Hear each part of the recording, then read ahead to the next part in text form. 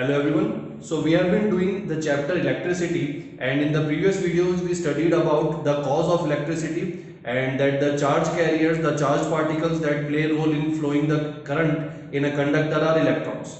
Okay. Now today we will discuss another topic of the same chapter, and the topic is called electric potential. Now focus on what we study today because this is a very important topic. Electric potential is actually the main reason why the electrons start flowing in the conductor in the first place. We already studied why the electrons come out of the atom, because we provide them energy. But what makes them flow in the conductor in a particular direction? It is the electric potential. So understand this concept properly. Now in the book, if you study, the definition of electric potential is given as that it is the work done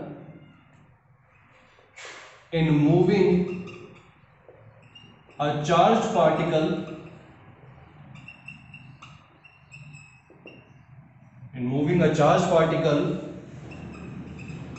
from one point to another. Now this is the definition given to you in the book, but this is slightly misleading in the sense that it is not showing you the actual picture. It is hiding some facts. So this makes every word in this definition very important. So we will see one by one what is it actually about. Now before I start describing this, let me tell you a concept called electric field. Now electric field, as the name suggests, it is a field. Field means it is an area in which there are some charges, or there is one charge. So we'll take one charge. Okay, so suppose on this board I kept a charge, a positive charge, let us say a positive charge, and it is a small charge. So let us say it is denoted by small q. Now we have kept this positive unit charge, positive small charge on this board. Now electric field concept states that because of this charge there will be an area generated around this charge, in which if we bring any other charged particle, then there will be a force between these two charges. Let us say that this is the electric field of this charge. Now in this particular area, this charge will exert force if there is another charged particle trying to enter the area. Okay, so let us take another charged particle, same kind of particle, same values, okay, positive also, and it is outside the electric field. Now since this particle is outside the electric field, it will not experience any force from this charged particle because it is outside the electric field, outside its area of power. Okay, it is outside, so it will not experience any force. Now suppose I try to bring it inside. I am picking up this charged particle and I am moving it inside, and now I am at the boundary of the electric field. Now at this boundary, if I move even slightly inside the boundary, then this charged particle will start experiencing a force. What kind of force will be there? Obviously there will be electrostatic force, but what kind of electrostatic force? Attraction or repulsion? Now both are same charged particles, both are positively charged. Like charges repel each other. So there will be an electrostatic force of repulsion between these two. So as soon as this charged particle enters here, inside the electric field of this particle, there will be a force of repulsion between these two particles. Now, so this is the concept of electric field. This is what electric field is. It is the area around a charge. Inside, other charged particles start feeling a force. The force can be attraction or repulsion depending upon the nature of charges. If this is also positive charge, they will repel each other. If this was a negative charge, then there would be a force of attraction.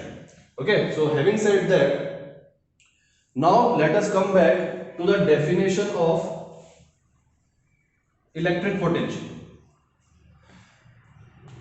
Let's read it again. It is the work done in moving a charged particle from one point to another. We have two charged particles.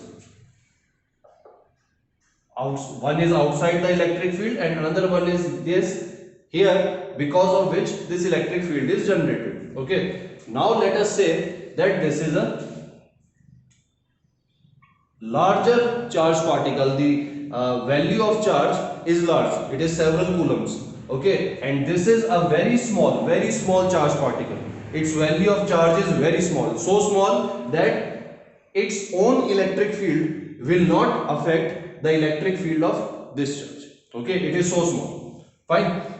So now we are bringing this charge from a point far away, from a point A, it is far away. Let us say it is at infinity. It is very far away, and we are trying to bring this charge from here to at some point inside the electric field of capital Q. Now at infinity, if I move this charge, now here plus Q is not facing any force because of this. So what will be the work done? We know that the work done is equal to force into displacement. Work done is equal to force into displacement. I do not have to apply any force because this charged particle is not experiencing any kind of force. Okay, so even if I displace this, the force is absent, so that means the work done is zero. So as long as I bring this charged particle from here to between any point on the boundary of the electric field, the work done here will be zero for this entire path. Okay, but what happens after this charged particle enters the electric field? Now suppose the charged particle is here at point B inside the electric field of capital Q. Now what will happen? Now there will be a force of repulsion between them. This charged particle will exert a force on this charged particle in the outward direction. It will try to repel it. Now comes the work done part. If I ask you, does not matter whether there is a repulsion or not, I want this charged particle to come as close as possible. This charged particle you need to bring from here, from the boundary to some point here. Okay, so what will happen?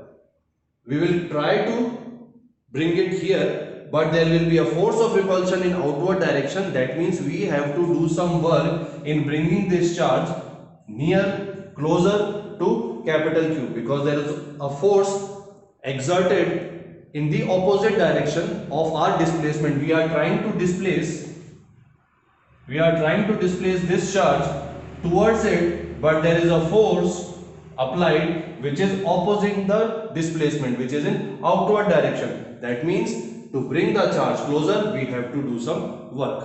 It is the same thing as I am standing on the ground. There is a gravitational force which is pulling me downward, but I want to go upward, I want to jump, I want to go upward. So what do I have to do? I have to do some work against the force of gravitation to jump. Similarly, if this charge we want to come closer to Q, we have to do some work because this charge is trying to push it up.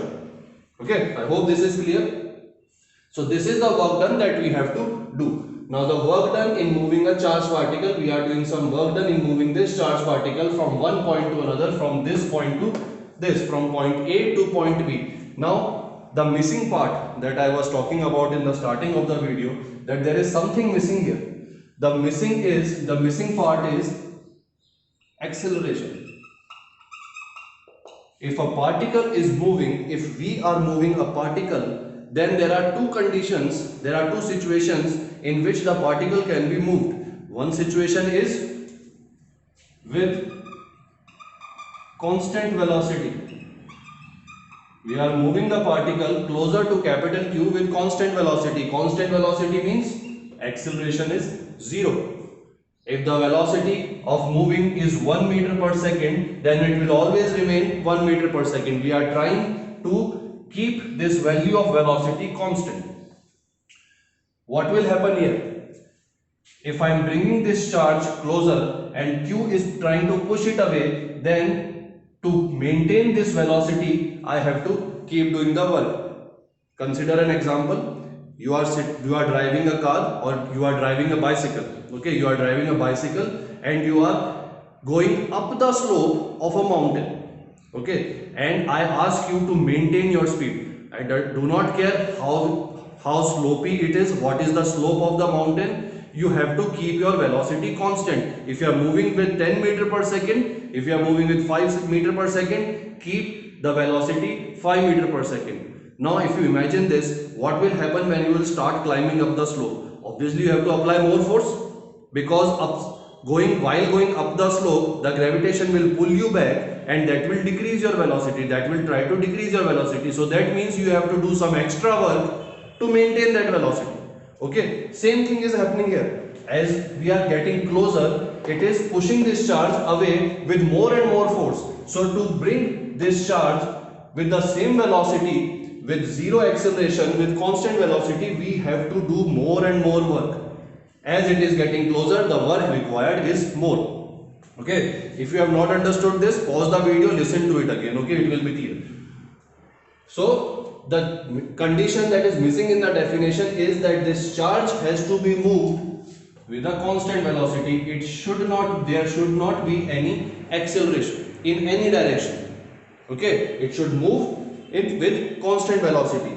Now if these are the conditions that we meet, if these are the requirements that we fulfill, then according to the definition, potential at A, we use capital B for potential, so potential at A, VA, minus potential at B, VB, or we can take final minus initial, that is easier to understand.